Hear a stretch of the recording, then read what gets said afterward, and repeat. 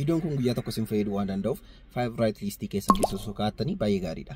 Al tokko yennaa bilbilli nu jalaatii badu bilbilli keenya sun eessa akka jiru lokeeshiniidhaan hordofnee bira ga'uutii ni barbaanna ta'a. Tarii immoo bilbila keenya sanarraatii faayila baay'ee barbaachisaa namni kan biraan akka nu jalaatii nagarre yoo kan qabaannu ta'e salphaatti fageenya irra teenyee faayila achirra jiru sana formaat gochuu yookiin erase gochuu ni dandeenya. Dabalataan immoo lokeeshiniidhaan bilbilli keenya eessa akka jiru hordofuu ni dandeenya jechuudha. Kana hundumaa gochuudhaaf garuu dursa bilbila keessan irraatii siitingii sirreeffachuu qabdantu jira.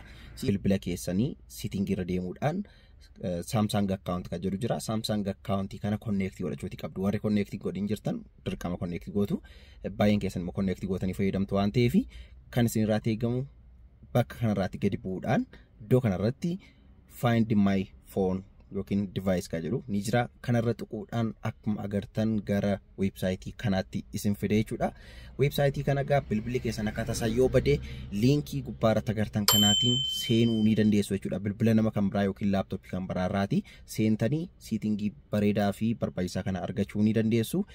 Kunis kan inni isiniif dhufuutii danda'u iimeeliitiin kanaan dura bilbila sanarratti konneektii gootanii fayyadamaa turtan websaayitii kanarra seenuudhaan yoo guuttan qofaadha jechuudha. Kanaaf gaa websaayitii kanarra akka seentaniin iimeelii tokkoon waan konneektii ta'ee fi permishinii guutuu ni argattu jechuudha. Bilbila sanarraa waan jiru faayila hundaa erase gochuu ni dandeessu. Yoo barbaadan immoo lokeeshinii isaa trace gootanii bakka inni jiru bira ga'uutii ni dandeessu. Siitingiiwwan kana hundumaa isin gochiisuutii ni danda'a jechuudha.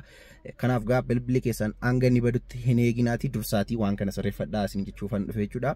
Akka jaallattan abdii guddaan qaba. Yaada qabdan koomentii irratti naaf barreessaa isin jecha. Bye.